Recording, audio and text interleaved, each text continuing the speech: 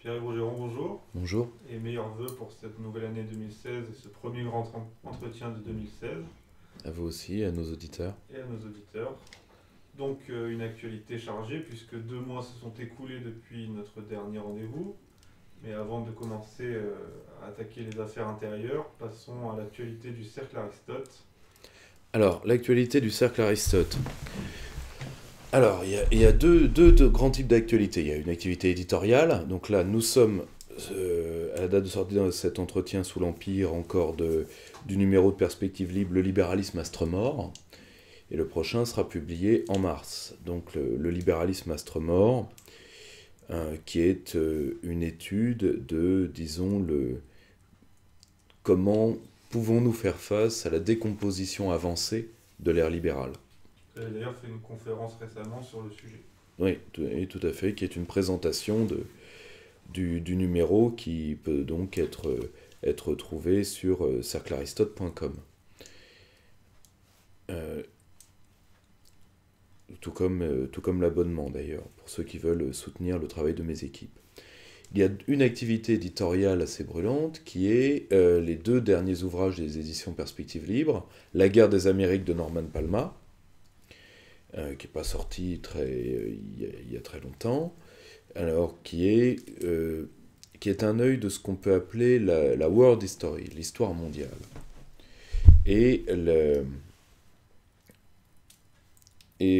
Si vous voulez, comment une partie de l'histoire du monde peut se résumer dans l'histoire de l'Amérique latine. Et si vous voulez, le Norman Palma a fait une conférence introductive à ce sujet, parce que c'est un bouquin très, très, très lourd, c'est un bouquin de 400 pages, au Cercle Aristote, qui est sur notre site, et sincèrement, je suis particulièrement fier, je suis aussi fier de ce bouquin-là que du Poutine. C'est parmi ce que j'ai publié de mieux. C'est un grand livre pour un très grand personnage qu'est Norman Palma. Nous avons également sorti l'ouvrage de Marc Lemaine. Marc Lemaine, c'est un scientifique qui est dans un grand labo français, qui écrit sous son vrai nom, qui écrit d'ailleurs parfois sur Boulevard Voltaire, pour ceux qui veulent avoir un premier contact avec le personnage. Et en réalité, sans prendre position sur des dossiers de fond, il a écrit un ouvrage qui s'appelle Science et désinformation. C'est-à-dire comment détecter dans un discours politique une malversation scientifique. Parce que la science soit de plus en plus omniprésente dans le débat public, avec le transhumanisme, avec beaucoup de choses, c'est une évolution technique. Donc malheureusement, la scientificité et l'entrée par effraction de la science dans le discours politique nous est imposée. Mais c'est pas très récent. Il nous a imposé depuis le 19e siècle au moins. Mais là, ça devient omniprésent, et le dernier grand, ça a été ce grand mess qui est la COP 21, qui aura été une gigantesque blanchisserie Afrique. Je vais vous donner un exemple très simple. Dans cette pièce, j'ai par exemple quelque chose qui est un très grand sauveteur de l'environnement. Une armoire normande. Pourquoi ? Parce qu'elle est faite dans des matériaux nobles et qu'elle était déjà ma grand-mère et que théoriquement elle peut m'enterrer aussi. Qui était l'un des bailleurs de fonds de la COP 21 ? Ikea, un des grands tueurs de l'environnement. Pourquoi ?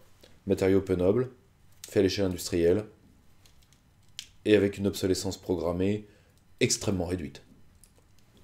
Moralité, d'un certain côté, le bon artisanat est peut-être une des meilleures méthodes de coexistence de l'homme et de la nature.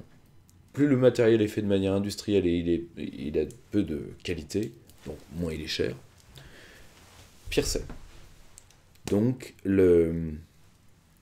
si vous voulez, Marc Lemaine réagit un peu à ce sujet de la COP21 avec un ouvrage qui est dense, qui est accessible, qui est fait pour le citoyen non spécialiste, et qui est un ouvrage extrêmement intéressant. Deuxième type d'actualité du Cercle Aristote, les rencontres. On me demande quand ouvriront finalement les cercles de Strasbourg et de Lyon. Alors, Lyon, la date va tomber, là l'équipe donc du Cercle Richelieu de Lyon, la date va tomber très vite, et on sait déjà qui sera le premier conférencier. Ça, je les laisse l'annoncer. À Bordeaux, ça se passe assez bien, là ils sont en train de voir leurs 2 prochains conférenciers. Et il reste le cas de Strasbourg, qui est juste retardé pour une raison, par manque de salles. Parce qu'a priori, la location de salles sur Strasbourg Intramuros, parce qu'on veut viser aussi les étudiants, pour pas qu'ils aient à aller à l'extérieur, n'est pas aussi facile qu'on croit. Pour à la fois des raisons, pour des raisons politiques, oui peut-être, mais surtout parce qu'il y a peu d'espace, et si quelqu'un à Strasbourg connaît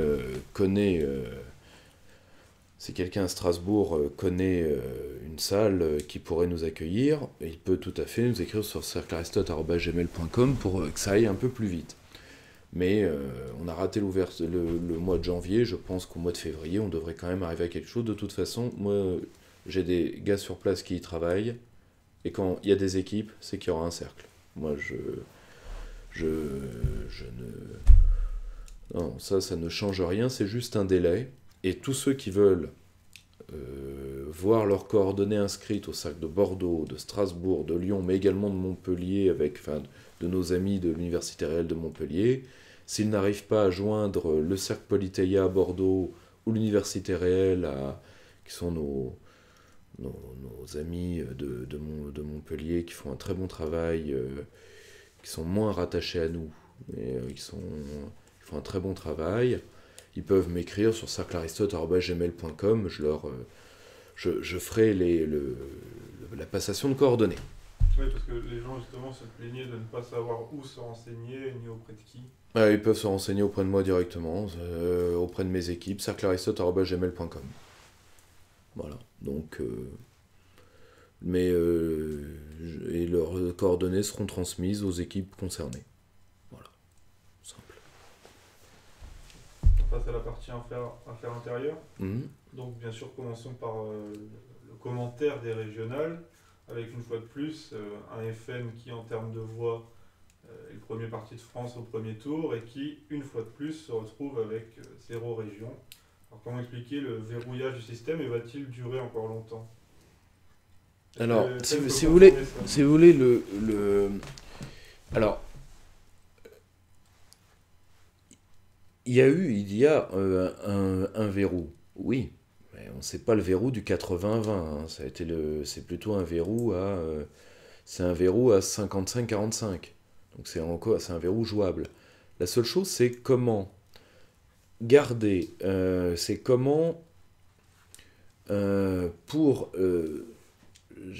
pas prendre la position du FN parce que ça les regarde. Comment les différents partis nationaux peuvent avoir une stratégie. Premièrement, il y a quelque chose à observer, c'est qu'il n'y a pas de déport de voix à l'intérieur du camp national. Par exemple, les électeurs de DLF ne se sont pas déportés sur le front. Ça induit une méfiance extrêmement lourde entre les chapelles du camp national. Et ça a été prouvé, enfin oui, non, on a les chiffres. Majoritairement, les électeurs de DLF n'ont pas... les électeurs de DLF se sont reportés sur le candidat UMP, majoritairement. Enfin, républicain, UMP, enfin, la droite d'argent. Bon, très bien. Pourquoi ? Parce que il y a une méfiance vis-à-vis des candidats du Front. Une méfiance.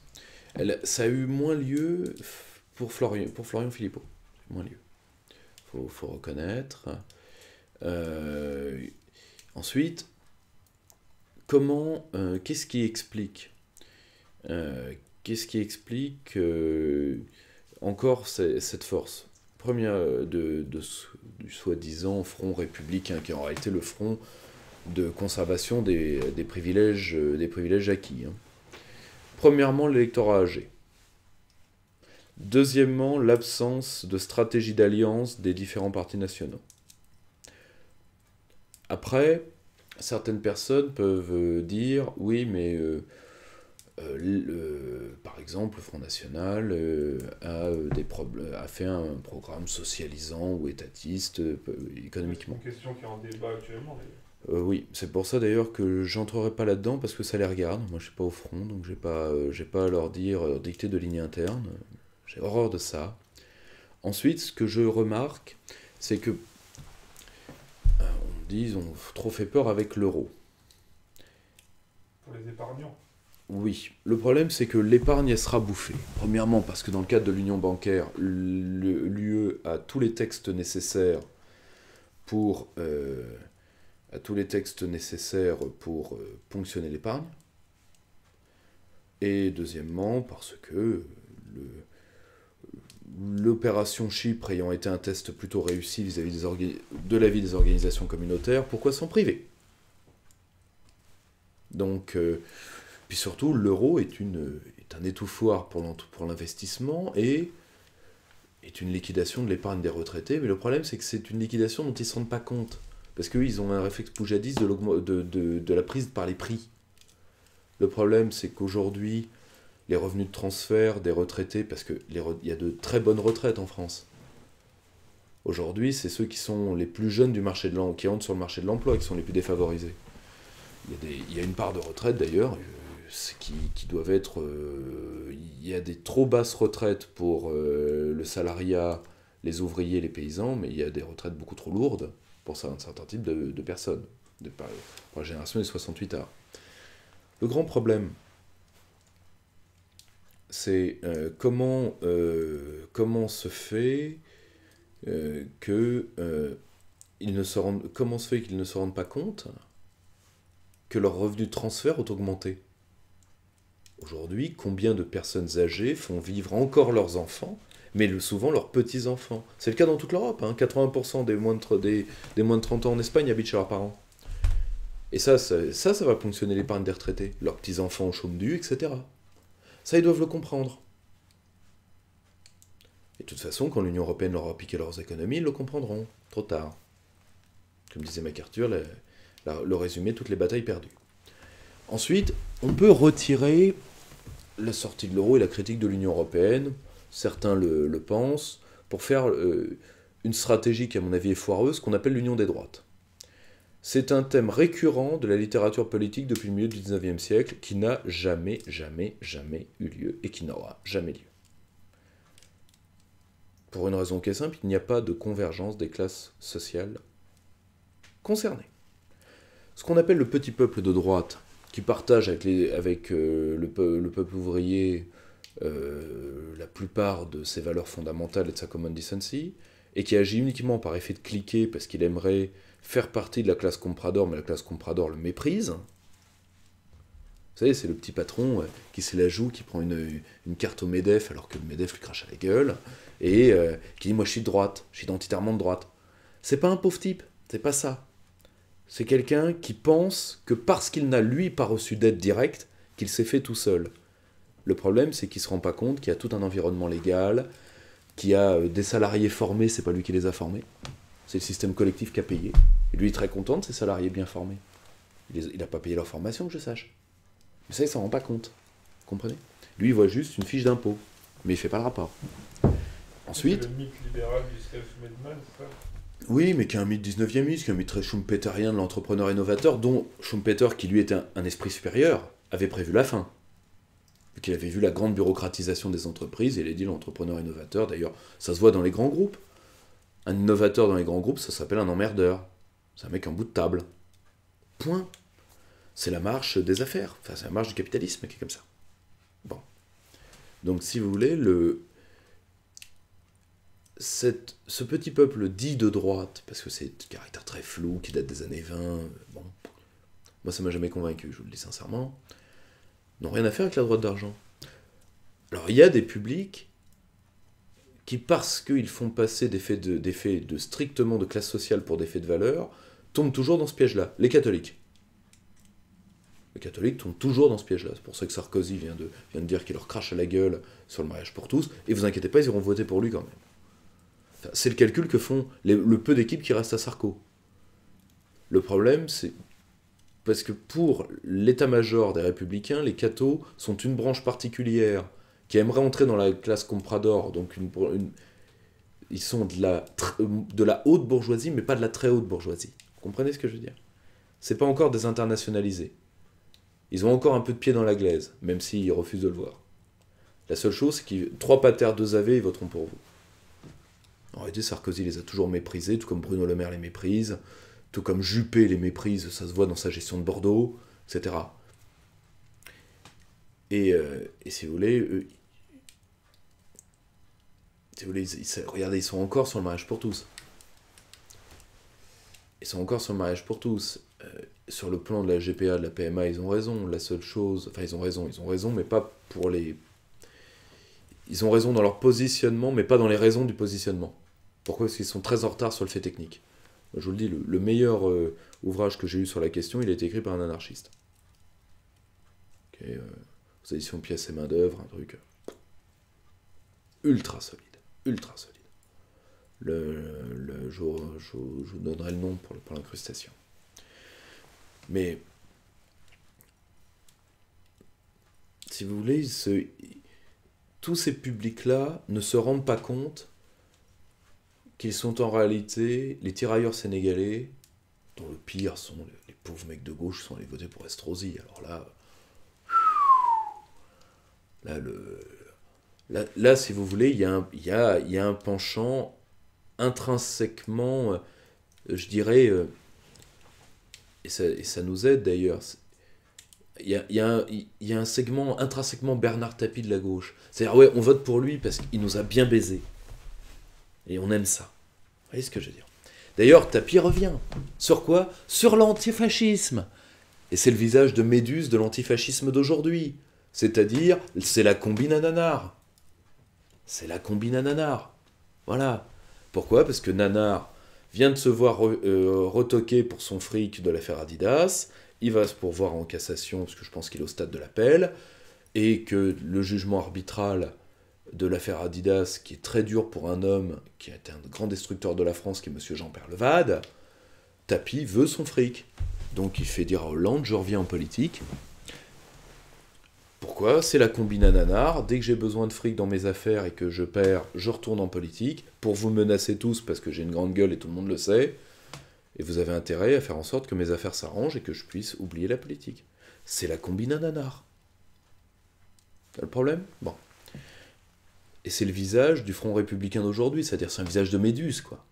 C'est horrible, atroce. On en est là. C'est maintenant, on est dans l'antifascisme prostitutionnel. C'est-à-dire, on fait une passe antifasciste. Vous voyez ce que je veux dire? Et en réalité, ça permet à Hollande, au passage, de flinguer Mélenchon. Parce que Tapie va jouer l'homme dans le dos de Mélenchon sur le populisme de gauche, pour forcer Mélenchon à entrer dans le fait de primaire à gauche, pour qu'il y ait un candidat unique, scénario de 65, au PS, enfin, représentant toute la gauche. C'est la seule chance pour Hollande de se représenter.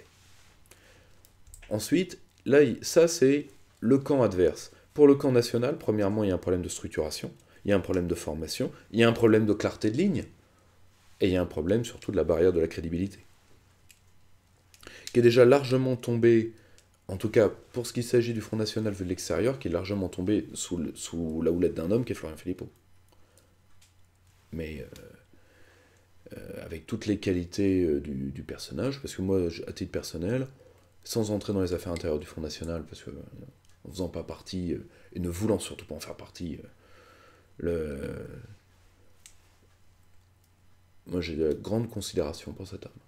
Je le dis. Je l'ai rencontré d'ailleurs, pas en secret. Et il y a des gens très bien, je pense à un de mes amis que j'ai vu attaqué de manière dégueulasse, qui est un de mes amis qui est Philippe Murer, qui est quelqu'un de grande qualité, donc, mais il y a encore une barrière de la crédibilité.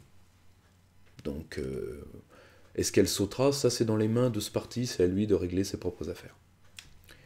Il y a il y a deux coups de chapeau pour les camps nationaux à tirer aussi quand même, de, de ces élections régionales. C'est l'UPR, qui a réussi dans toutes les régions. C'est quand même... c'est, moi, je savais qu'ils y arriveraient parce qu'ils ont quand même parmi les meilleurs militants. Et Nicolas Dupont-Aignan qui a réussi son pari. En Ile-de-France. Ouais, mais déjà, il a réussi son pari. Tout le monde dit il n'arrivera jamais. Moi, c'est drôle. Ça fait 10 ans qu'on me dit que DLR ou devenu DLF va mourir. Ils sont toujours là. Et déjà perduré. C'est déjà important. Donc, Le problème avec DLF, c'est pas vraiment Dupont-Aignan, c'est plutôt la base électorale qui majoritairement vient de l'UMP. Et qui est oui, mais prête à passer attendez. On est en système démocratique. Donc, le système démocratique, c'est d'essayer de convaincre les gens. Alors, ils viennent de l'UMP, ils ont encore, en plus, c'est vrai pour certains, des réflexes de classe, mais c'est le petit peuple du RPR. C'est le petit peuple du RPR qui ont, pour beaucoup, de très mauvais souvenirs de Le Pen père. Parce que c'est là où vous voulez m'emmener, c'est pourquoi ils votent pas pour le Front, ou vu que... Ben, je vais vous le dire, parce qu'ils ont de très mauvais souvenirs de Le Pen père. Et parce que il y a aussi toute une... Alors, ça tient aussi de deux choses. Ça tient aussi que ce petit peuple du RPR a statifié le général. Il ne voit pas le gaullisme comme ce que le gaullisme est fondamentalement, c'est une dialectique. Les leçons millénaires de la Maison de France, comme disait le général, à appliquer d'époque en époque. Ils ont statifié le général et en même temps les alliés et les ennemis du général. Et c'est vrai qu'autour de Le Pen père, il y a eu une sacrée bande de salopards, il faut quand même le reconnaître. Il y a eu aussi des gens très bien. Il y avait Jules Monroe à côté de Jean-Marie Le Pen. On ne savait pas ce qu'il foutait là, mais il était là. Il y avait des hommes de qualité intellectuelle. Bon, De Gollnisch est un homme de qualité intellectuelle. On peut ne pas aimer les avis du personnage, il ne faut quand même pas arriver jusque-là. Il y avait aussi des gens, pour le coup, avec lesquels moi, j'ai une distance presque infranchissable, titre personnel. Et surtout, je me rappelle les ignominies aussi que Le Pen a dit sur ce petit peuple-là, qui s'en souvient, et sur ses dirigeants. Alors qu'en plus, il les fréquentait en privé, ce qui a été le cas par exemple de Charles Pasqua.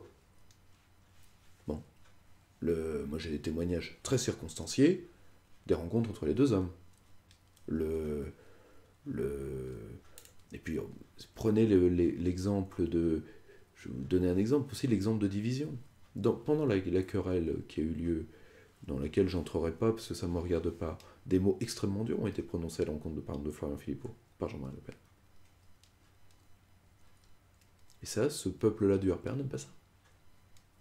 Pour eux, c'est le signe du bordel. Or, c'est très simple. Le Parti socialiste est un parti de chefferie, c'est un parti de féodaux. Dans le mental de l'électeur RPR, un parti gaulliste est un parti pyramidal. C'est pas la chienlit. Et le côté très anarchiste de la gestion de Jean-Marie Le Pen les rebutait, qui est fondamentalement un anarchiste de droite. Faut pas lui prêter plus que ce qu'il n'est. Et un anarchiste de talent. En tout, c'est pas pour rien que c'est un homme qui a été en parallèle de gens comme Jean Marais, etc.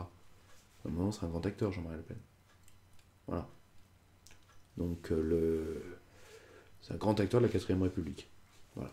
Donc, si vous voulez, c'est pour ça que cet électorat ne se déporte pas. Quand la barrière de la crédibilité sera tombée, il le fera. Et surtout, quand le vrai clivage dont on va reparler un peu plus en avant dans l'entretien apparaîtra. Le problème, c'est qu'il apparaîtra par la dureté, par la souffrance. Mais il apparaîtra, il est en train d'apparaître de toute façon. Donc pour rester sur les régionales, est-ce que vous pouvez commenter la victoire des nationalistes en Corse? Alors, premièrement, moi si vous voulez, oui ça m'inquiète, mais ça m'inquiète pas tant que ça. En réalité, il y avait un système mafieux en Corse qui a été fait par les partis institutionnels, et Simeoni est allé chercher Talamoni, qui lui n'est rien, il pèse rien, et je crois qu'il a fait 9% avec un taux d'abstention à plus de 50 en Corse. À près de 50, plus de 50. Rien. Rien fait. Enfin, si vous voulez, on me dit la victoire de nationalistes. Non, c'est la victoire d'une coalition dans laquelle il y a les nationalistes. Or, les nationalistes au Corse, c'est quoi? C'est une extension du milieu mafieux. Point. Plus une fac tarée anti-français. Après, cette question-là peut se régler facilement. Référendum d'autodétermination, on va mettre tout le monde d'accord. Et là, je pense que on remettra la grande gueule de demi-mafieux qui est Talamoni à sa place, qui est d'ailleurs en plus un européiste, etc. Donc ceux qui pensent qu'il va aider l'identité corse, il l'a fait sur le truc sur l'immigration. Hein. Le truc sur l'immigration, il l'a bien dit. Non, non, moi je suis pas contre l'immigration. Hein. Voilà, donc, c'est rien, donc là n'est rien. Donc la seule chose, c'est, vous me direz, on peut proposer un référendum d'autodétermination à nos compatriotes. Hein. Vous voulez partir ou vous voulez rester? Je suis pas sûr. C'est pas très jacobin. Comment? C'est pas très jacobin. Au contraire, parce que la Corse est la seule île non stratégique de la France. Ouais, mais ça pourrait encourager d'autres réclamations. Sur lesquelles nous sommes beaucoup mieux assises. Ensuite, parce que je vous donne le cas de la Polynésie. La Polynésie, c'est l'État français conduit par des traîtres qui entend l'abandonner. C'est pas les Polynésiens qui veulent abandonner la France. Hein. C'est le problème. Ça se pose pas du tout comme ça. Alors que, voilà, de demander leur avis aux Corses. Et en réalité, il y a un sentiment qui est très très bien expliqué dans un très bon livre sur cette question, dont j'aime moyennement le titre, mais qui est très bon, qui vient de sortir de mon ami Paul-François Paul. Je me permets de dire c'est mon ami, parce que beaucoup de gens, c'est pas très compliqué de le savoir, vu qu'il m'a dédicacé certains de ses bouquins. Donc, n'importe qui peut s'en rendre compte, il suffit de les ouvrir. Donc, je préfère assumer mes amitiés. Et qui est, à mon avis, pour ce qui est du journaliste intellectuel, l'un des seuls grands journalistes intellectuels de France. La seule chose, c'est que c'est quelqu'un qui est très prudent dans sa pensée, c'est un orfèvre de la pensée. Donc, si vous voulez, il fait, comment dire, lui, il est corse comme son nom l'indique, donc c'est du nom Paoli, hein, de cet agent anglais, qui n'a pas du tout été le père du peuple corse, qui est un agent anglais qui a voulu que la Corse soit rattachée à l'Angleterre. Lui, il le dit bien, les Corses ont besoin de se rattacher à une nation puissante. C'est pas pour rien qu'ils ont fait l'architecture du ministère de l'Intérieur sous De Gaulle, hein, Corse. La seule chose, c'est qu'aujourd'hui, dans une France faible, et en plus avec les deux grandes villes d'immigrés, comme on dit à Ajaccio, que sont Marseille et Paris, c'est ça le problème. Hein. Voilà. Et en réalité, ça, plus une légère tolérance au milieu mafieux que le pouvoir français a, à certaines époques, depuis les années 30 au moins, voyez l'ouvrage de Pierre Péan, Compromission, voilà, vous avez Talamoni, mais Talamoni, c'est rien. Moi, après, voilà, on peut tout poser sur la table. Le problème, c'est simple. Est-ce que la Corse sera au Corse si la France s'en va? Certainement pas. La Corse sera la mafia, une sous-Sicile. Mais ça, voilà. Je dis pas que ça veut pas dire que les Corses peuvent pas se débrouiller, c'est pas du tout ça le problème. Le problème, c'est qu'ils sont dans un environnement, qui est l'environnement de la Méditerranée. Point. Ensuite, moi, il y a quelque chose que M. Talamoni a condamné, et qui, moi, me fait beaucoup plus plaisir, c'est l'entrée dans les cités.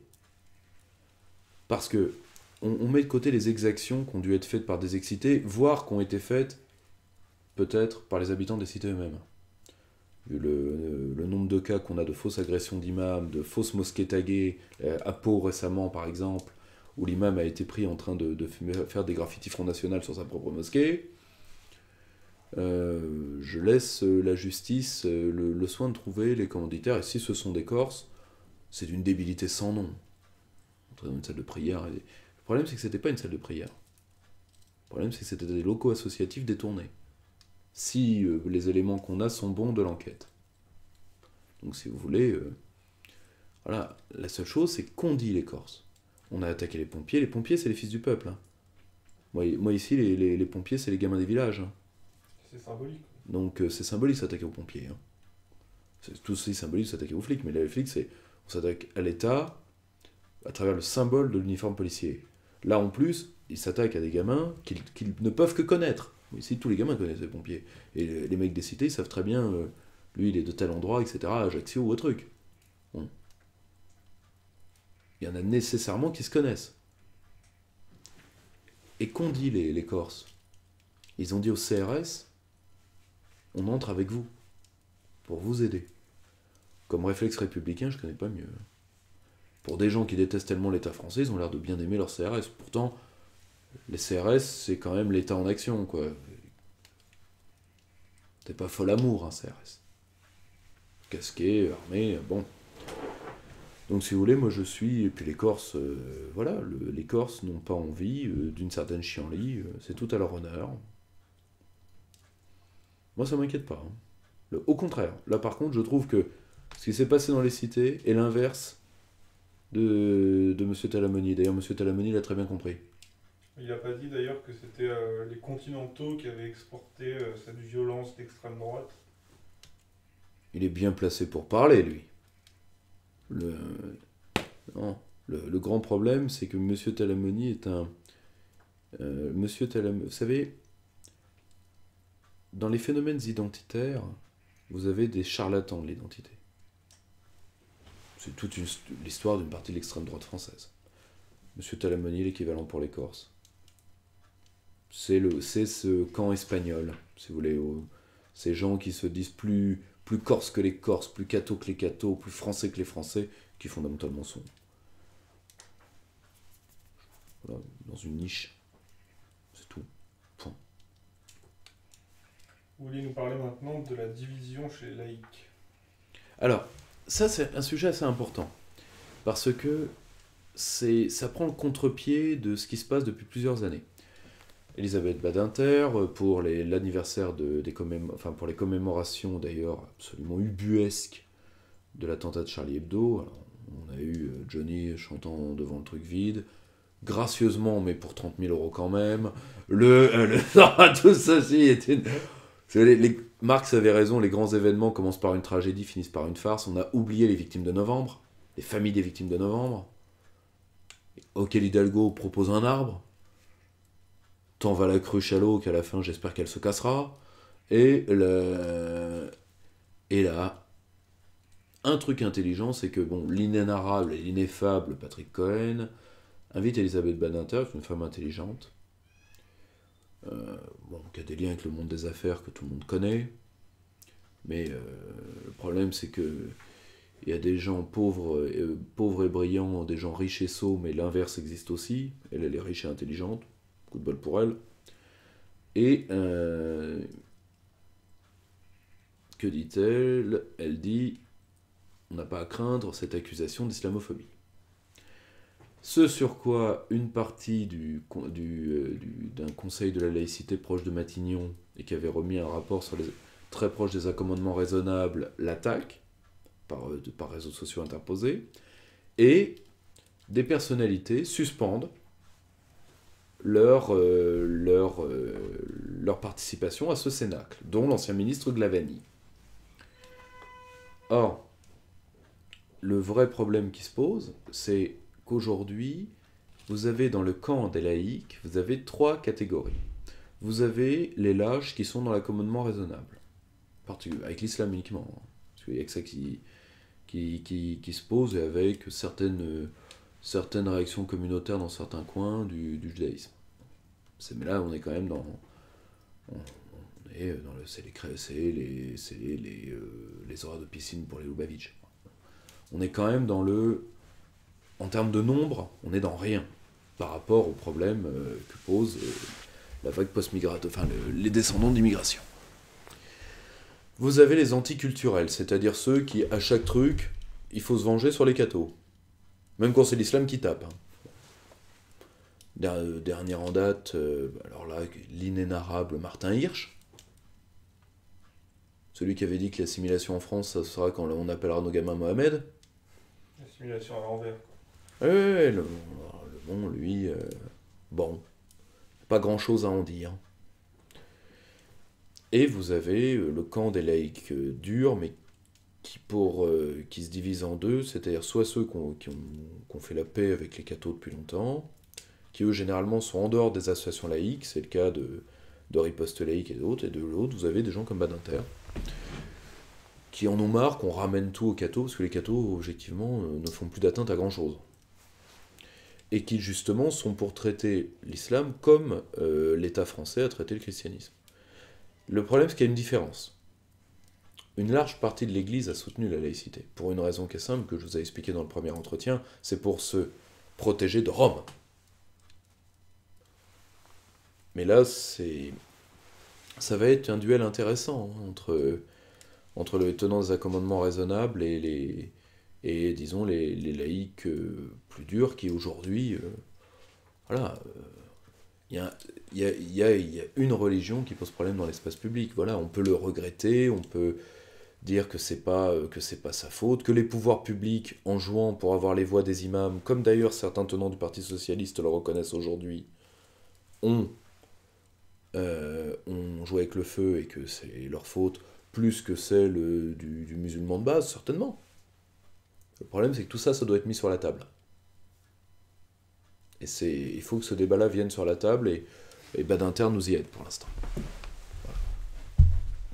Une autre question maintenant, qui est une question d'un adhérent, qui vous demande quel avenir pour la France dans le Pacifique, puisque vous nous avez souvent parlé des opportunités que pouvait avoir la France dans cette région.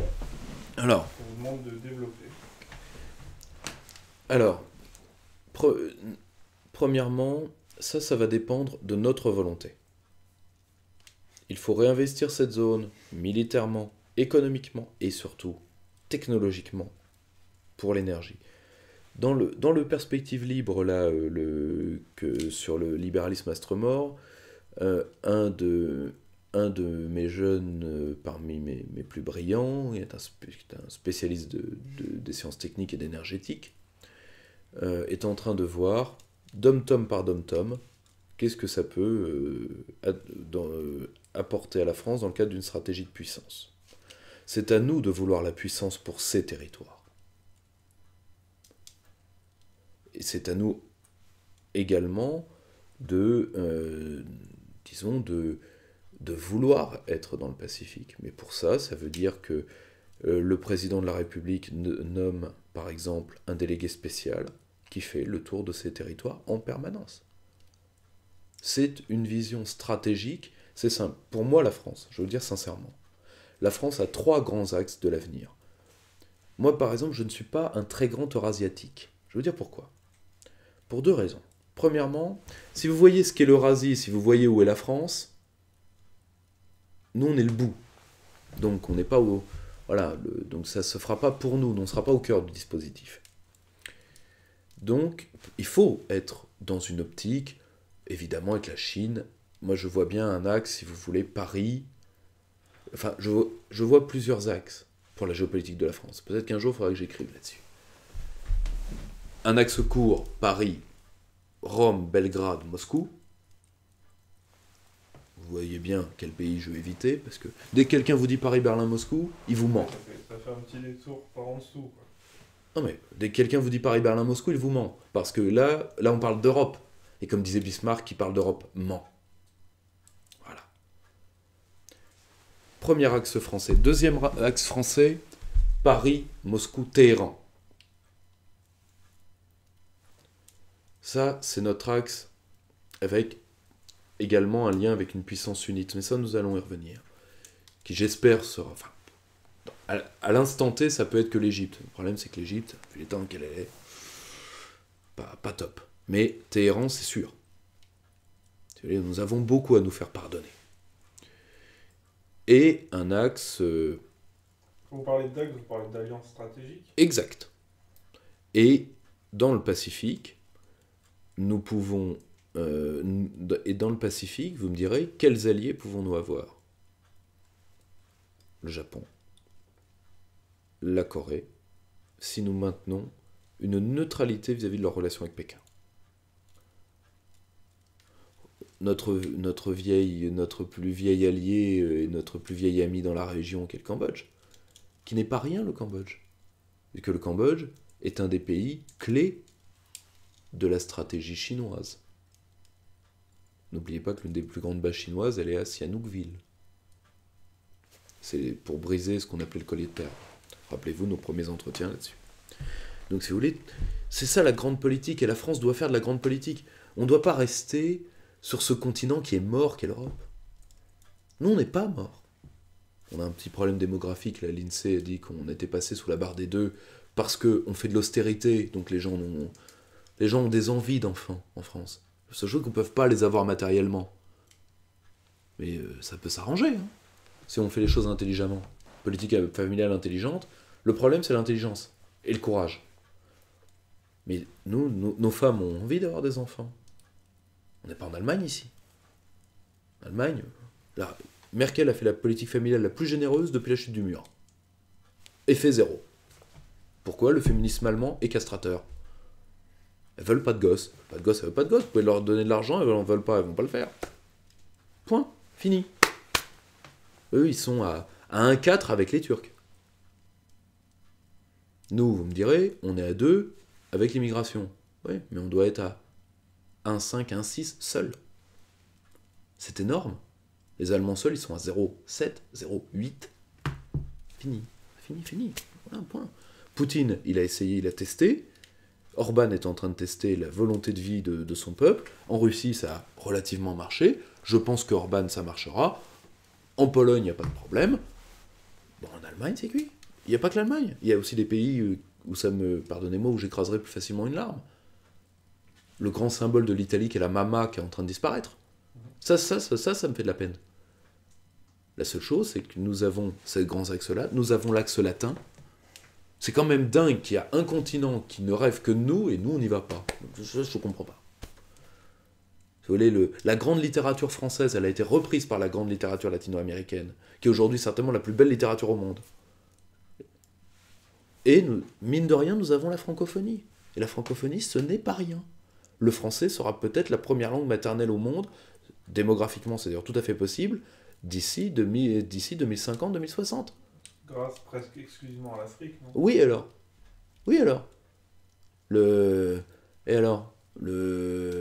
C'est leur langue aussi. Ils l'ont pas tous déjugé. D'ailleurs, tous les pays qui ont voulu, par exemple, la malgachisation des écoles a été, de l'aveu même des malgaches, une erreur terrible.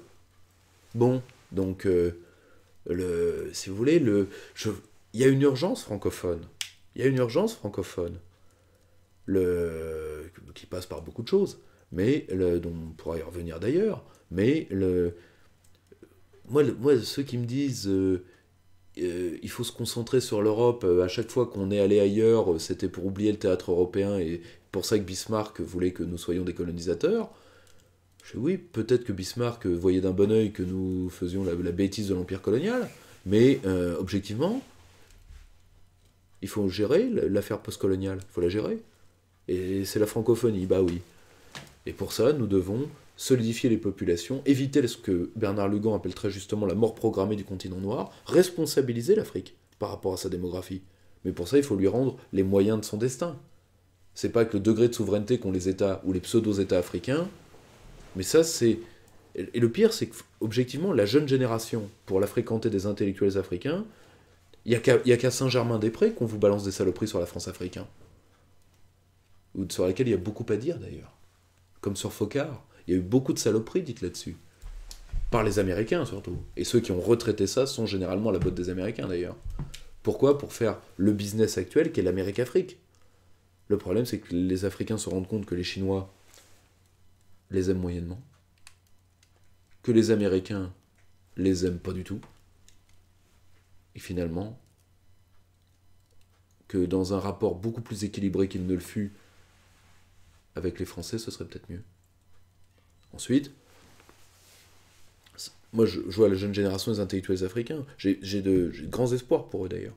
Pour eux, à titre d'eux-mêmes, pour leur pays. S'ils veulent le faire sans nous, tant mieux. La seule chose, qu'ils le fassent. Mais ça, la France peut y jouer un rôle. Pourquoi on va s'enfermer avec des peuples en plus? Historiquement, quels sont nos rapports avec les Baltes? Qu'on me le dise. Avec la Pologne, oui, d'accord. Historiquement. Avec la Serbie, bien sûr. Mais même avec la Scandinavie, bon, on a eu quand même des trucs avec la Suède, par exemple. Mais bon, regardez, en plus, je reviens quand même sur mon dada, mais on a aussi nos peuples qui sont nos pires ennemis à nos immédiates frontières, les Boches et tous les dérivés, les Bataves, les trucs comme ça. Bon, voilà, pourquoi faire? Pourquoi on s'enferme là-dedans? Or, le Pacifique, et de toute façon, ce sera l'océan de l'avenir, qu'on le veuille ou qu'on le veuille pas, c'est comme ça.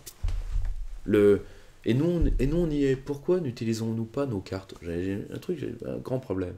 Or, vous me direz, ce sont de petits territoires. Oui, mais ce sont de grandes zones économiques exclusives. Et donc ça veut dire, et ça, je vous donne un exemple, il y a un Vademecum qui existe déjà, qui est un très bon bouquin du plus grand spécialiste de guerre navale français, qui est l'amiral Jean Dufourcq. Vous voyez, le dernier bouquin, vous voyez, Jean Dufourcq, c'est son dernier bouquin, c'est pour refaire la France à partir de l'industrie militaire. Il a tout dit là-dessus. La seule chose, c'est de restaurer nos flottes commerciales et nos flottes de guerre. Est-ce que nos braves travailleurs de Saint-Nazaire vont s'en plaindre? Bien sûr que non. Bon. Et vous me direz comment le financer? Eh bien, je vais vous le dire sincèrement parce que je suis un homme franc. Par de l'argent à taux zéro créé par la Banque centrale. Je vous signale quand même qu'on a monétisé 1000 milliards pour les banques en Europe. 1100 milliards exactement. C'est-à-dire on a mieux aurait valu le balancer par les fenêtres. Non mais en plus. Parce que si vous le balancez par les fenêtres, il y a quelqu'un de physique qui le ramasse, qui dépense. Vous voyez ce que je veux dire? Donc, objectivement, pourquoi ne pas le faire? Ou alors, c'est la grande... On saura, comme disait le général, ce sera la grande France, ou alors, disait ce que disait De Gaulle. Il disait, Perfit lui dit, est-ce que la France peut disparaître? Est-ce que la France sera éternelle? Le général dit, c'est probable. Mais regardez le Portugal. Ancienne puissance, puis agonie, éternelle agonie. Ok? Or, comme disait De Gaulle à Schuman en 42 ou 43, je crois, il faut vouloir que la France vive. Ça n'ira plus jamais de soi. Et c'est vrai, ça n'ira plus jamais de soi. Là, nous avons des cartes. Et tant qu'on a encore des cartes, la partie n'est pas finie. Elle est pour la France loin d'être finie. Il y a des peuples en Europe pour qu'elle est finie. Ils le disent eux-mêmes, ils en sont très contents. Et vous voulez en plus, vous voulez quoi? Refaire l'Europe? Parce que moi, je vois les braves mecs de l'Europe puissance qui me font marrer. Vous savez, il y avait l'ambassadeur britannique auprès du général avait dit à son ministre de tutelle, General de Gaulle is simple. When he is speaking about Europe, he means France. Quand il parle d'Europe, il entend la France. Les mecs de l'Europe puissance, alors qu'ils n'arrivent pas à la cheville du personnage visé, ont exactement le même tic. La seule chose, c'est que vous allez forcer quoi? Vous allez forcer les États baltes à faire des petits? Vous allez forcer les Allemands à copuler? Très mauvaise idée en plus. Enfin, vous me direz, il y a peut-être des gens qui sont arrivés récemment en Allemagne pour peut-être faire un peu de démographie. Nous en reparlerons. Mais vous allez les sauver d'eux-mêmes? Mais attendez. Là, vous prêtez à la France une force qu'elle ne peut pas avoir. Et qu'aucun pays ne peut avoir. Le réalisme, c'est d'aller chercher notre puissance là où elle est. Et pas là où on voudrait qu'elle soit, alors qu'il ne nous y attend que de la mort. Et une partie de l'Europe est morte. Point. Écoutez Onfray. Sur ce point, il est extraordinaire. Parce que lui, il ose le dire. Il dit, voilà, il y a eu la Renaissance, il y a eu tout ça, il y a eu l'Europe. Bon, nous devons lui survivre. Ou alors, dites-moi, j'attends qu'un auditeur, qu'un patriote éclairé me dise en débat, voilà comment on va relancer la démographie européenne. Avec des peuples qui ne veulent pas faire de petits. Ou alors, il y a une autre solution, c'est la solution Soros. C'est-à-dire, on fait venir 5 millions de migrants par an. Oui, d'accord. Là, il y a une relève démographique, si vous voulez. J'ai des doutes. Alors maintenant, on va aborder un parallèle intéressant, qui est la garde biterroise lancée par Robert Ménard à Béziers, qui a fait un tollé, et en parallèle avec l'idée de garde nationale qui a été Par M. Cambadélis. par M. Cambadélis. Bah, on va dire... Alors, premièrement, garde nationale, moi, à titre personnel, je suis pour si on fait un état des lieux, enfin, si on voit de quoi on parle. Parce que quand on entend garde nationale, historiquement parlant, et c'est très drôle d'ailleurs que ce soit M. Cambadélis, qui n'a pas beaucoup de culture socialiste, qui le dise, c'est que la garde nationale, c'est ce qui a maté c'est ce qui a maté les révoltes ouvrières. Et qu'il y a eu... Ça existait, la garde nationale en France. Hein. C'est devenu d'ailleurs, à terme, la garde républicaine. Ça s'appelait garde nationale. Or, ça a maté beaucoup les révoltes ouvrières dans les années 1870-1880. Bon, admettons. Vous avez ce que les Américains appellent garde nationale, qui est d'ailleurs calqué, enfin qui est le même principe. Moi, je suis assez pour. Après, on embête Robert Ménard, puisque son projet est suspendu pour l'instant. On embête Robert Ménard parce que c'est Robert Ménard. Et parce que le pouvoir socialiste voudrait faire... Le pouvoir socialiste est dans la réappropriation des symboles nationaux, comme stratégie de communication. Ils ont compris la volonté de patriotisme, et qu'ils ne pouvaient rien y faire. Donc voilà. La seule chose, moi je suis tout à fait pour ce projet-là, je suis tout à fait pour ce projet-là, une condition, c'est qu'on remette la puissance encadrante d'État d'abord. En État d'abord. C'est qu'est l'armée. Remettons l'armée telle qu'elle doit être d'abord, et après on pourra parler de ça. Parce que si c'est une garde nationale aux dépens du budget de l'armée, ça n'a pas grand intérêt. Premièrement, mais surtout, si c'est le retour du service militaire tel qu'il était sur la fin, c'est-à-dire où il n'y avait plus d'entraînement, plus rien, non, aucun intérêt. Un service militaire PowerPoint, quoi. Et voilà. J'avais oublié une question que j'ai sautée, donc je la repose, c'est la question de la déchéance de nationalité. Alors, la question de la déchéance de nationalité est la question donc de la fameuse réforme constitutionnelle Hollande qui est totalement mal ficelée, qui a pour but de faire perdurer l'état d'urgence. Le problème, c'est que c'est un état d'urgence en chocolat. Donc en réalité, que veut faire Hollande? Il veut maintenir la pression, mais sans la réalité du pouvoir. Admettons. Et se pose ce débat sur la déchéance de nationalité. Alors, vous avez... On va partir des principes, et après on va aller dans le droit, si vous voulez bien. Pardon. Le principe est assez simple, au fond. Une nationalité, c'est une allégeance. On vous dira, oui, mais de ne pas respecter cette allégeance, ça fait pas peur aux terroristes, ils se font sauter. C'est le cas d'un petit merdeux qui s'est attaqué à Manuel Valls, qui a rendu Manuel Valls intelligent dans sa réponse. Un petit merdeux de comique sur On n'est pas couché, Jérôme je sais plus quoi, un petit merdeux. Ferrari. Voilà,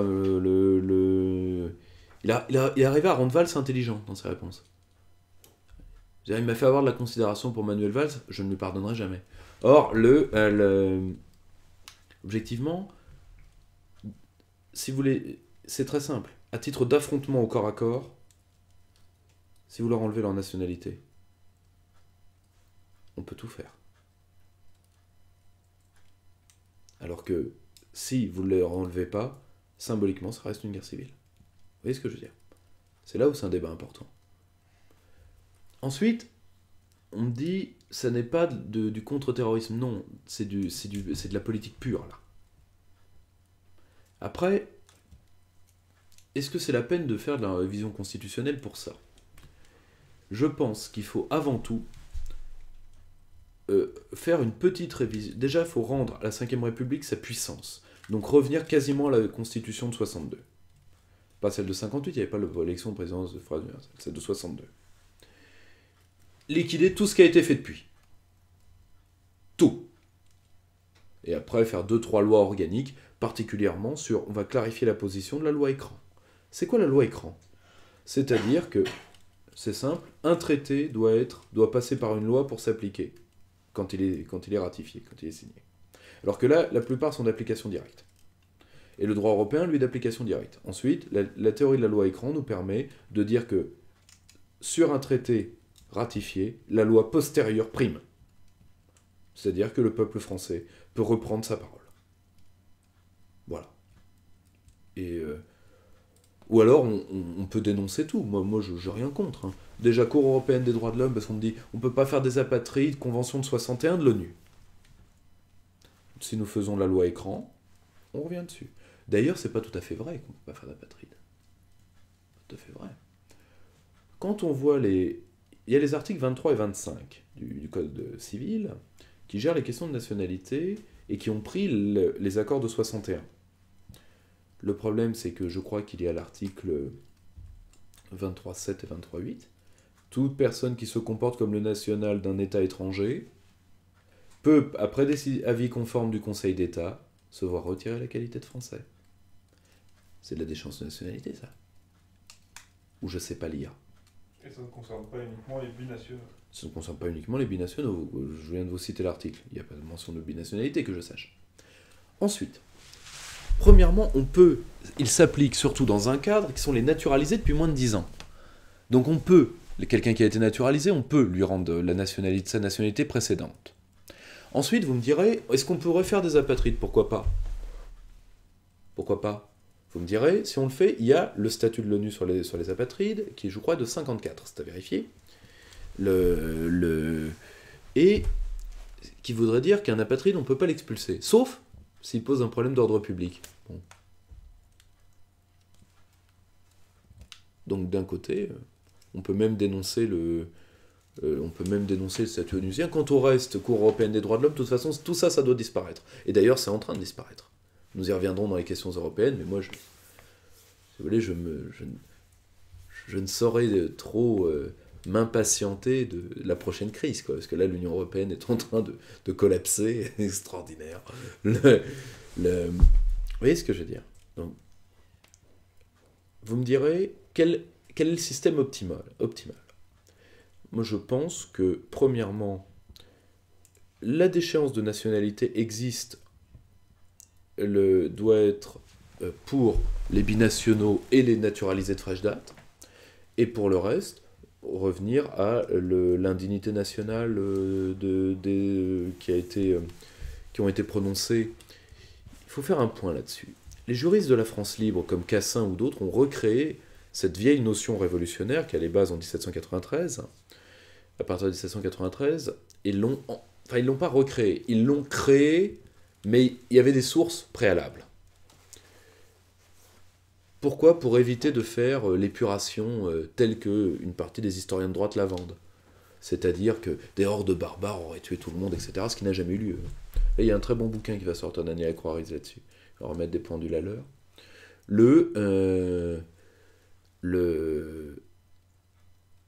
Pour éviter de tuer tout le monde, on a fait la dégradation nationale qui est perte des droits civiques, de droits commerciaux, etc. Elle existe encore, enfin une partie de ces peines existe encore dans le code pénal. Je me permets de regarder l'article parce que c'est l'article 131 du code pénal. Alors ensuite, on me dit, c'était Urvoas, qui est le patron de la commission des lois à l'Assemblée, qui avait remis un rapport là-dessus, qui disait non, c'est trop politique. Non. Indignité nationale, je trouve ça très bien. Et ça permettrait d'avoir un système pour tous et un système pour les binationaux. Voilà. Et les fraîchement naturalisés. Donc moi, il n'y a aucun problème s'il y a la volonté. Pour terminer la partie affaires intérieures, parlons de l'affaire Patrick Henry qui vient d'être remis en liberté. Alors, si vous voulez, c'est là où on voit ce qu'est il y a 3 cas à prendre en compte pour voir ce qu'est la justice française. Dans le même temps, 4 cas. Condamnation pour viol sur mineur. 5 ans avec sursis. Libération de Patrick Henry. Je rappelle qui est Patrick Henry, pour les plus jeunes. Patrick Henry a étranglé un petit garçon, a mis le corps sous son lit, a participé aux équipes de recherche et faisait tout pour être le plus proche possible des parents, pour pouvoir goûter leur malheur. Un bon flic l'a interrogé de manière physique, disons ça comme ça, On a retrouvé le corps du petit. Il devait être condamné à mort, il a échappé à la mort. Et depuis, il est devenu le symbole de la réinsertion. On l'a déjà libéré une fois. On a dû le remettre en prison parce que il avait, lui qui était un meurtrier mais qui n'avait pas de formation criminelle, il avait au moins appris à trouver des fichiers pédopornographiques et à trafiquer du hash. Alors qu'on lui avait trouvé un emploi, dans un pays où il y a des millions de chômeurs. Alors qu'on lui avait trouvé un appartement, alors que la plupart des gamins ne peuvent pas se loger, doivent rester chez leurs parents. On lui avait trouvé. On a dû le remettre en tôle. Et là, on essaye de le remettre. Un prédateur. On remet ce mec-là. On veut quoi? Qu'il tue quelqu'un? Il va peut-être le faire cette fois-ci. Vous avez ça. Vous avez une affaire de viol là récemment où il y a eu 5 ans avec sursis. Au passage, les mecs de Goodyear, eux, ils ont eu du ferme pour séquestration, dans le cadre d'un conflit social. Et la pauvre Madame Sauvage, je me rappelle plus, je fais sa tête, oui, qui a tué son mari, qui la battait, qui la violait et qui violait leur fille. Elle, on la condamne. Voilà ce que c'est. La magistrature française actuelle. Amoureuse des monstres, parce qu'il faut les voir. Faut voir, c'est une école de déviance, le NM. C'est une école de déviance. Donc, il va falloir à un moment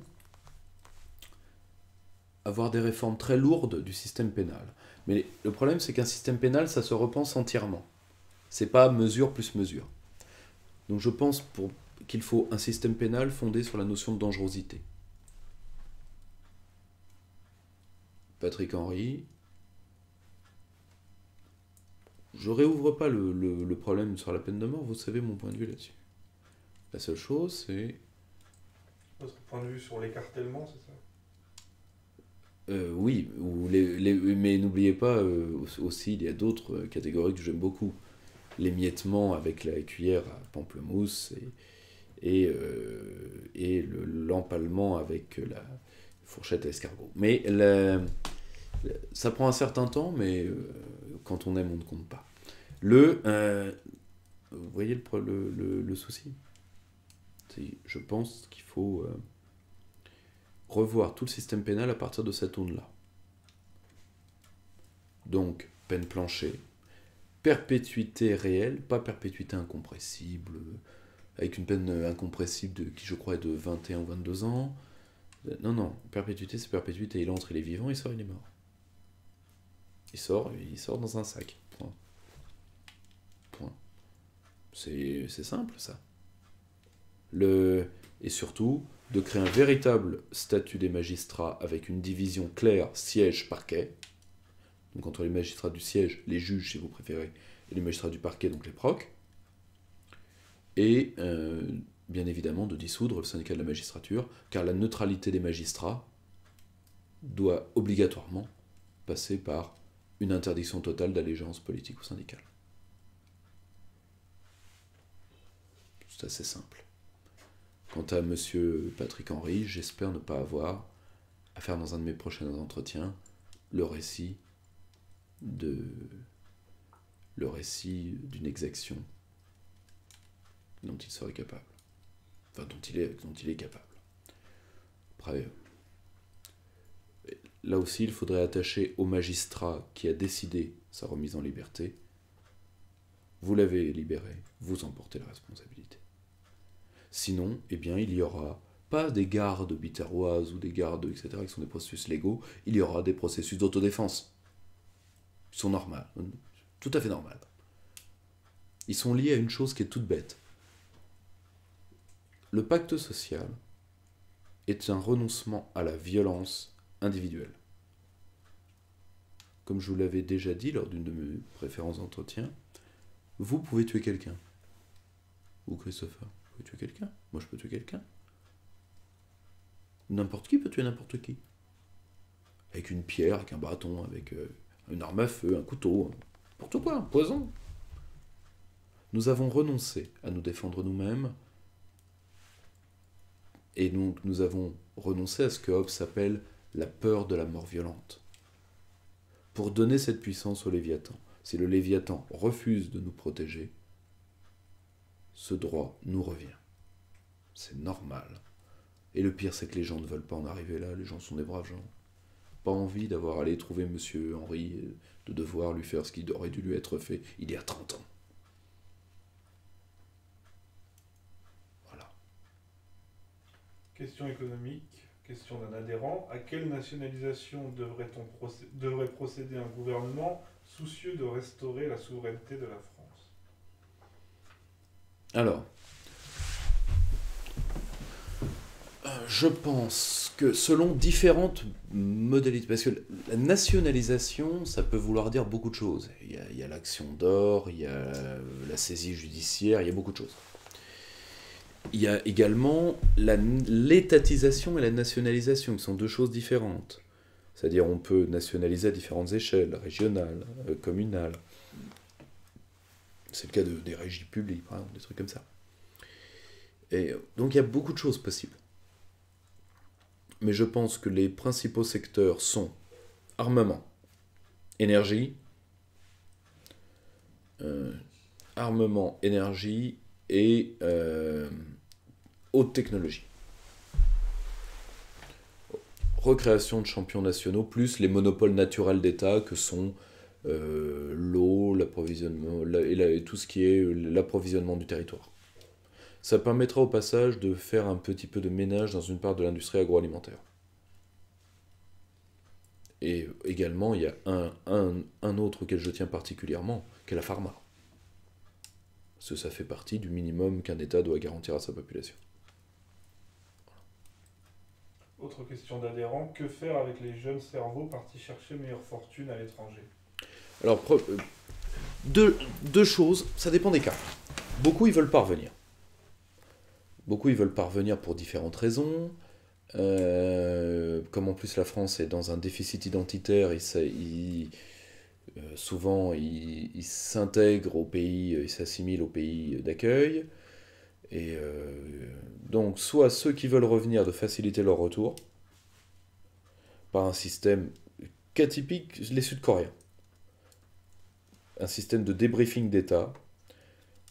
Et surtout, quand nous envoyons des jeunes à l'étranger, ils doivent être formés, comme le sont par exemple les jeunes coréens, à devenir des piles, enfin des capteurs d'informations pour le compte de la France. Pour ça, il faut organiser les diasporas. C'est le rôle d'une partie de nos services extérieurs. Voilà. Il y a ceux qui peuvent être des diasporas françaises à l'étranger organisées, une, deux, ceux qui veulent revenir, et les autres,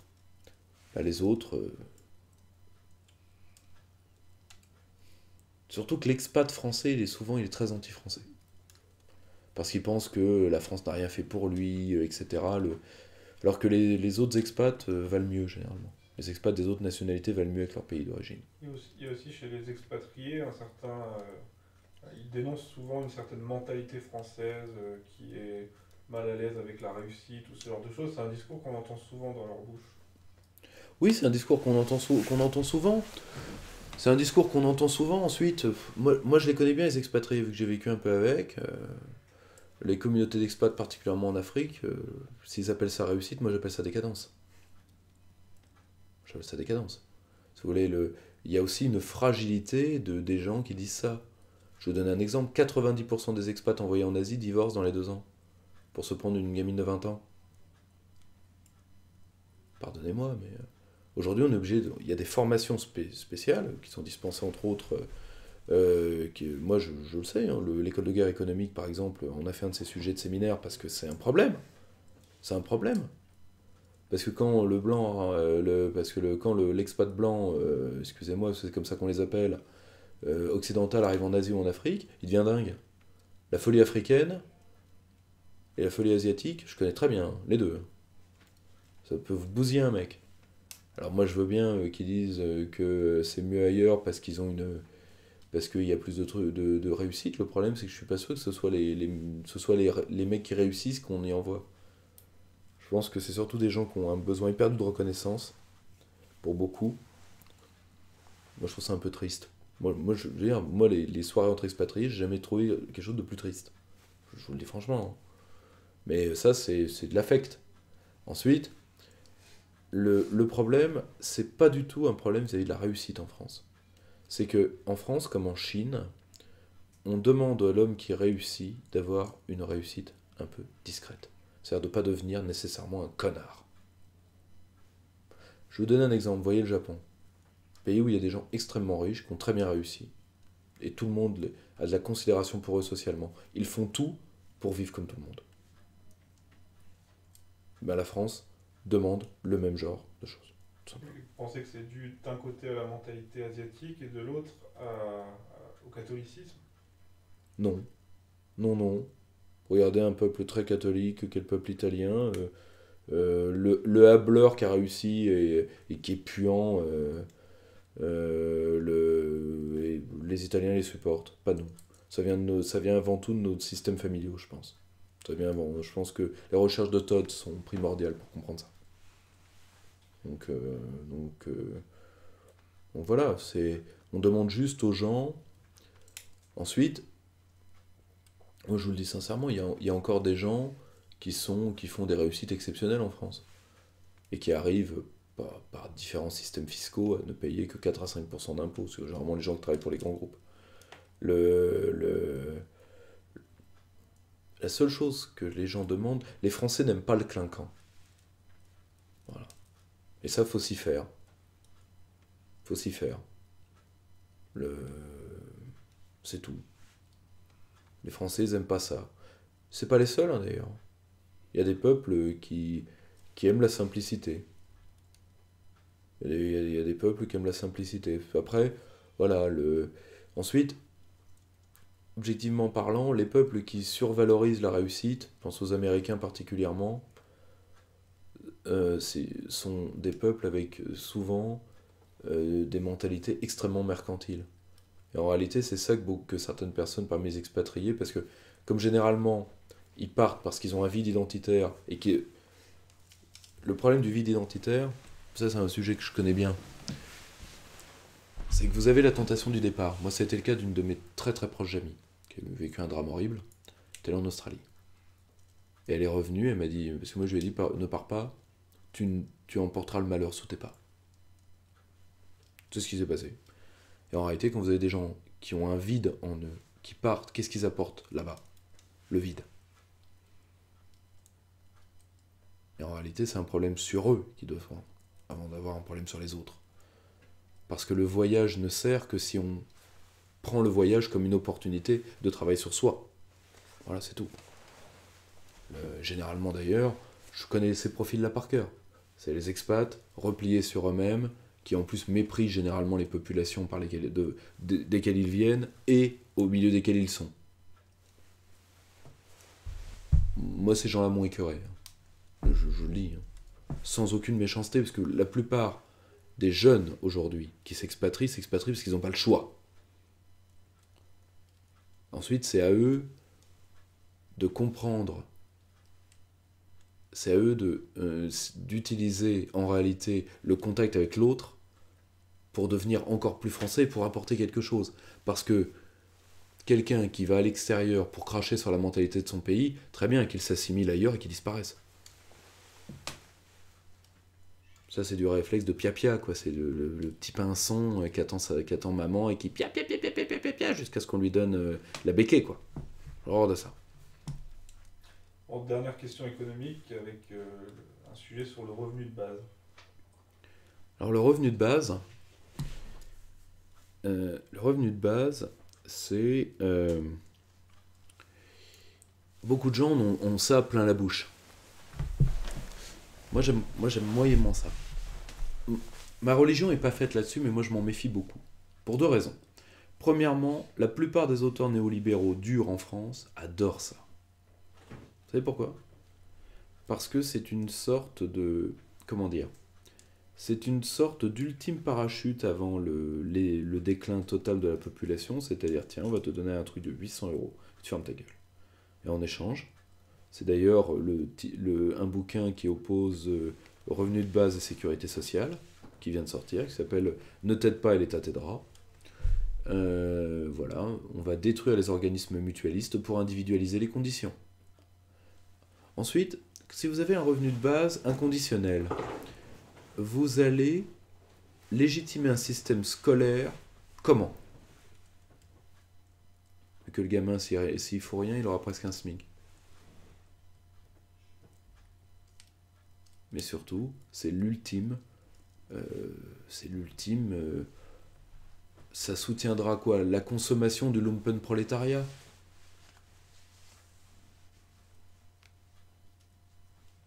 Et malheureusement, la consommation surtout du prolétariat auquel on aura enlevé son outil de travail, mais qui aura juste de quoi ne pas trop l'ouvrir, c'est ça? Moi, je me méfie. Je m'en méfie beaucoup de cette idée-là. Pour moi, c'est une part de l'ubérisation de la société. Je m'en méfie beaucoup. Je pense que les gens ont besoin d'aide en tant qu'être collectif, de se socialiser par le travail, mais peut-être pas par le travail tel qu'il est fait là. Parce que là, le gros problème, c'est pas le problème de la notion de travail, c'est le problème du salariat. C'est-à-dire que les gens sont mal à l'aise. Les gens en ont marre du travail. Et je pense que ça peut être intéressant d'essayer de repenser le travail, l'enracinement de l'entreprise. Et c'est ça que tous les tenants du national-libéralisme ne peuvent pas comprendre. Quand ils voient du socialisme partout, de l'étatisme partout. Ils disent oui, il faut laisser les entrepreneurs, nous avons compris les entrepreneurs. Mais arrête, Madelin disait ça en 83. Arrêtez d'enfumer les gens. Les entrepreneurs eux-mêmes sont plus... Vous savez ce qui tue l'investissement? C'est les banques, qui ne font plus le travail d'une banque. Il n'y a plus d'investissement au sens strict. Investir, c'est trouver de l'argent pour un projet. Quelle banque fait ça aujourd'hui? 1. 2. Aujourd'hui, mis à part le mec de TPE et de PME qui vit aussi mal que son salarié et non bien moins mal comme M. Macron qui à la base a fait ENA plus trader. Donc je vois pas en quoi il a déjà travaillé réellement en entreprise d'une économie, lui. Je vois pas en quoi il a réellement travaillé de sa vie, lui. Bon. Ok? Or, le gros problème, c'est ça, c'est de la division de classe. Alors que le petit patron et son salarié appartiennent aujourd'hui à la même classe sociale. Donc si vous voulez, je pense qu'il faut penser le problème du mal-travail pour que chacun ait sa part dans la société. Et ça, de repenser la participation, le processus de décision au sein de l'entreprise. Je rappelle que le pouvoir syndical a toujours été plus loyal à l'entrepreneur que le pouvoir actionnarial. Parce qu'à chaque fois qu'un patron a envoyé un grand groupe dans le mur, c'était pour faire plaisir à l'actionnaire et avec la complexité des actionnaires majoritaires. Alors que souvent, ce sont les syndicalistes, aussi détestables que certains costards qui leur sont faits, qui ont tiré la sonnette d'alarme. Et c'est eux qui auraient sauvé des emplois. Quoi qu'on en pense. Et moi, ce que je ne supporte pas, c'est le lutisme de classe, comme disait Peggy. C'est-à-dire Arlette Laguillet face à Ernest-Antoine Sellière. Patron, exploiteur! Salaud de pull à sueur, salaud de pauvre. Vous voyez ce que... Or, personne ne veut avoir ce débat. De la place de l'entreprise. Parce que l'entreprise a une place en tant qu'être de socialisation. Et elle a une place, oui, pour faire du profit, bien sûr. Mais pas uniquement. Il y a un rôle social de l'entrepreneur, et beaucoup d'entrepreneurs sont malades qu'on ne les laisse pas incarner ce rôle social. Et c'est pas uniquement un problème de charge et de garantir un revenu minimum pour la part de population qui, dans le cadre du tititainment, vous savez, 20% de cadres de gestionnaires, 80% de consommateurs, il faut garantir à ces 80% de consommateurs un petit filet de sécurité pour, un, ils continuent à consommer, deux, qu'ils la ferment. Moi, je m'en méfie beaucoup. Un hommage maintenant à rendre aux 5 militaires qui sont morts des suites d'une avalanche. On a publié sur le site du Cercle un très bon petit texte d'un copain à moi, qui lui connaît bien ces choses-là pour différentes raisons. Et je voulais en effet rendre hommage à ces 5 alpins. Alors attention, quand on dit un alpin dans l'armée, c'est pas un chasseur alpin. Un alpin, c'est un soldat dans la montagne. Un soldat dans la montagne devient un alpin. Pourquoi? Parce qu'un soldat porte le nom de l'élément dans lequel il est. Quand des hommes de l'armée de terre montent dans un bateau, ils deviennent des fusiliers marins. Et vous voyez le problème. Quand un soldat porte le nom de l'élément dans lequel il combat. Et je veux dire pourquoi. Alors vous me direz, oui, mais il y a des gens qui meurent dans les avalanches. Il y a déjà eu des soldats il y avait eu 2 militaires africains de Sirar, qui étaient élèves à Sir, qui étaient morts dans la montagne il y a quelques années, etc. Vous savez que les paras, et ça c'est normal, ont une prime de risque pour les soins en parachute. Tout à fait normal ça. Parce que j'ai quelques copains paras, j'en connais pas un qui a pas de problème de dos. Ah oui, vous recevez sur les jambes, hein. Et si le parachute s'ouvre un tout petit peu trop tard, à la vitesse où vous arrivez, vous vous faites super mal. Et vous pouvez vous tuer. Et il y a des tués, enfin il y a surtout des blessés lourds, parce que c'est des blessures à la colonne. Et vous savez que les mecs dans la montagne n'ont pas de prime de risque. C'est ça, c'est ça que je voulais dire. Et ça, je trouve ça dégueulasse. Alors qu'il y a des primes de sourire dans les conseils généraux. Vous voyez mon problème ? Quand vous savez ce que gagne un sous-off, quand vous savez ce que gagne un soldat, ça c'est insupportable. Ça c'est insupportable. Et quand je vois que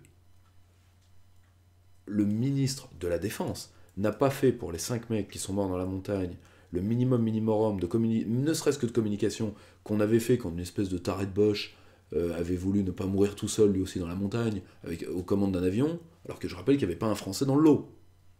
Donc d'un côté, mis à part le fait d'avoir bousillé d'un point de vue environnemental un nos flancs de montagne, en quoi ça nous concerne ?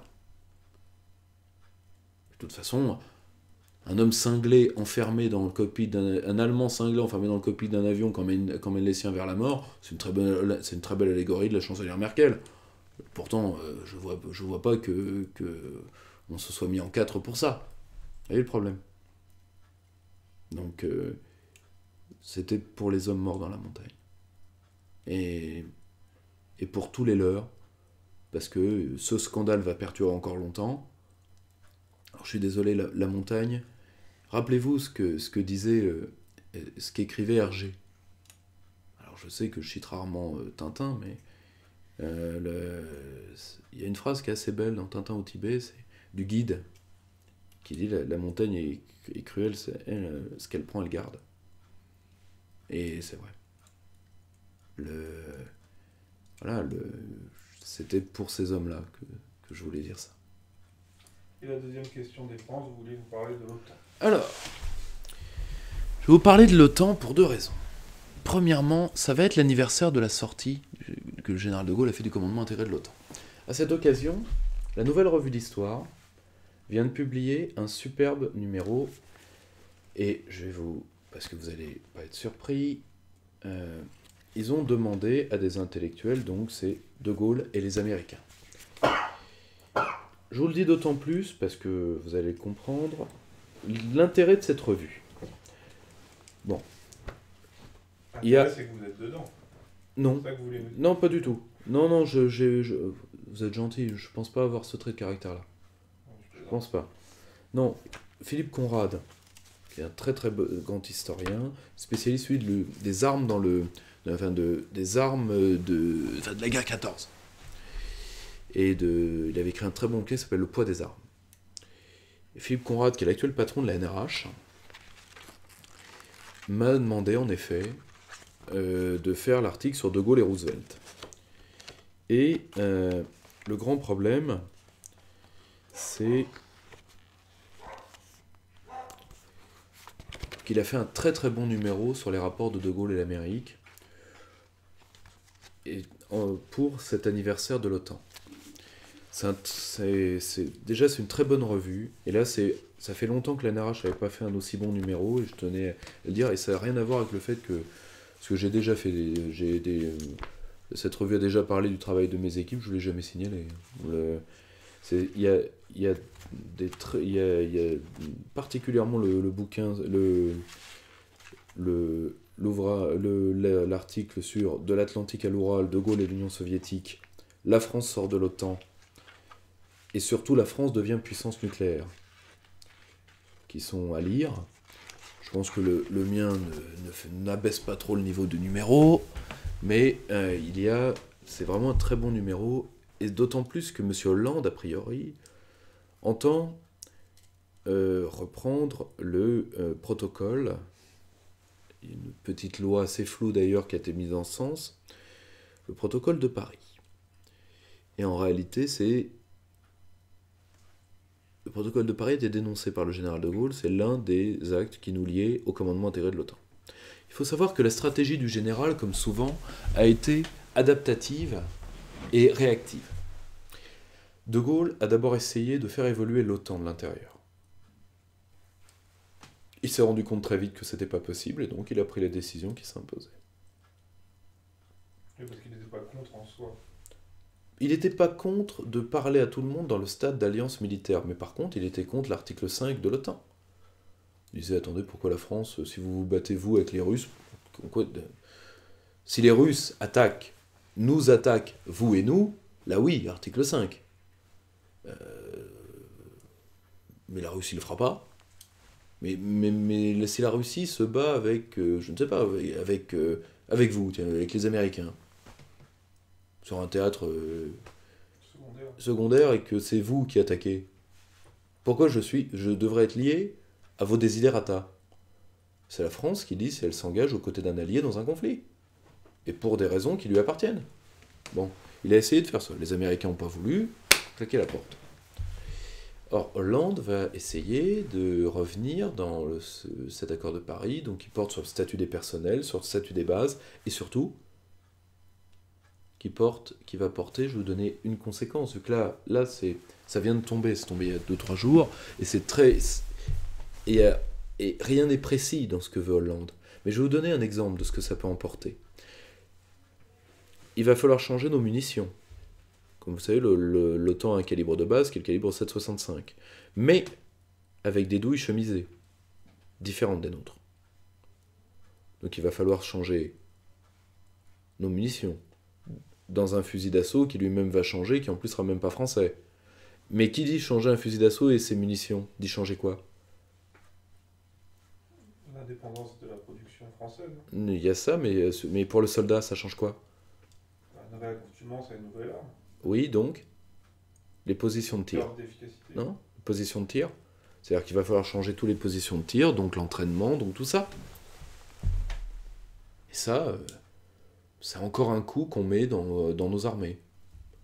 Et c'est une trahison, surtout que l'OTAN...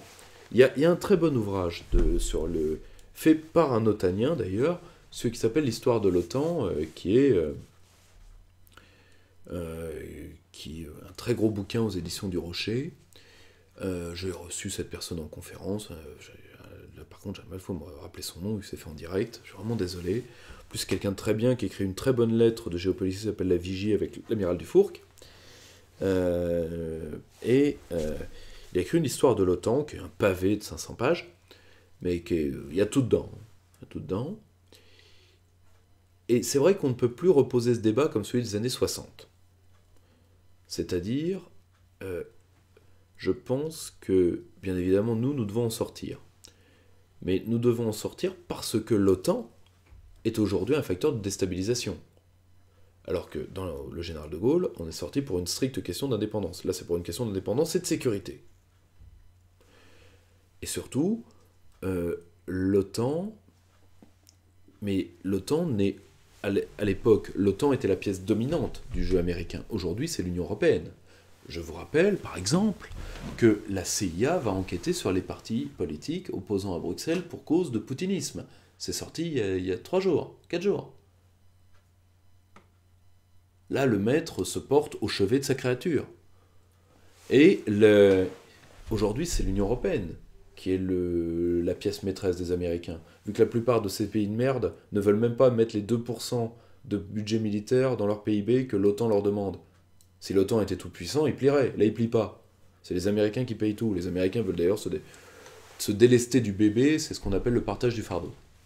Donc je pense qu'il faut proposer la dissolution de l'Alliance Atlantique, ou alors son évolution radicale.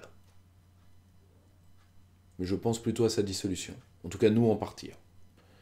Mais sortir de l'OTAN doit être un mouvement d'un seul tenant avec la sortie de l'Union européenne. Parce qu'aujourd'hui, c'est le même complexe. Le marché transatlantique est fait pour unifier les deux définitivement. La seule chose, c'est que c'est déjà le cas. C'est déjà le cas.